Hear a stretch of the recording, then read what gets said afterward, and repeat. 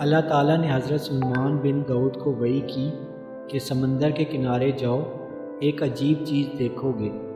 حضرت سلیمان اپنے لشکر جن و انس کے ساتھ سمندر کے کنارے تشریف لے گئے۔ جب ساحل پر پہنچے تو دائیں بائیں دیکھا تو کچھ نہ تھا۔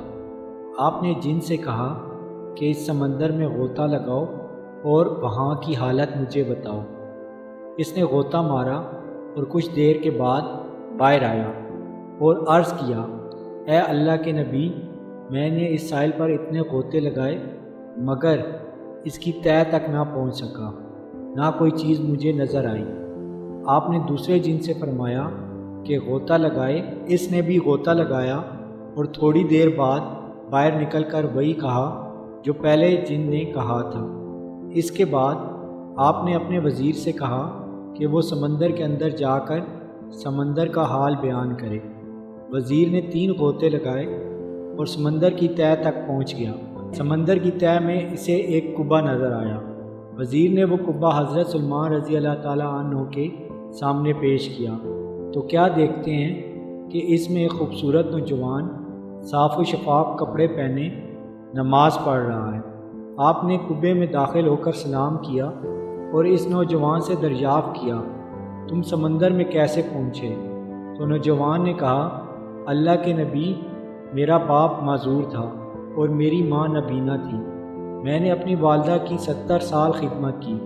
جب میری والدہ وفات پانے لگی تو انہوں نے کہا، اے اللہ، میرے بیٹے کی عمر دراز کر اور تیری عبادت میں گزارنے کی توفیق عطا فرما۔ جب باپ کی وفات کی نوبت آئی تو انہوں نے کہا، اے میرے خدا، اس سے ایسی جگہ خدمت لے جہاں شیطان کا دخل نہ ہو، اور اسے ایسی جگہ سے رزق دے جو زمین و آسمان کا نہ ہو۔ چنانچہ جب میں انہیں دفن کر کے ساحل کی طرف آیا تو مجھے یہ کعبہ نظر آیا۔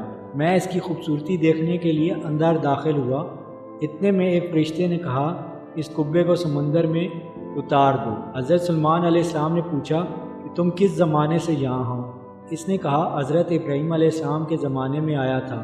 حضرت سلیمان علیہ السلام نے تاریخ دیکھی تو معلوم ہوا کہ وہ اس کے اندر 2000 سال گزار چکا تھا۔ وہ ابھی بھی بالکل جوان تھا، ایک بھی بال سفید نہیں ہوا تھا۔ آپ نے دریافت کیا، اس سمندر میں کھاتے کہاں سے ہو؟ اس نے کہا، میرے پاس ایک سبز پرندہ اپنی چونچ میں ایک زرد چیز لاتا ہے جو آدمی کے سر کے برابر ہوتی ہے اور میں اسے کھاتا ہوں۔ اس میں دنیا کی ساری نعمتوں کا مزہ آتا ہے اور اس سے بھوک پیاس مر جاتی ہے۔ حضرت سلیمان علیہ السلام نے لوگوں کو متوجہ ہو کر فرمایا کہ دیکھو ماں باپ کی عظمت اور ان کی دعائیں کیسے مقبول ہوئیں۔ اللہ پاک ہم سب پر اپنے والدین کا سایہ قائم رکھے اور ہم سب کو اپنے والدین کی خدمت کرنے کی توفیق عطا فرمائے۔ آمین ثم آمین یا رب العالمین۔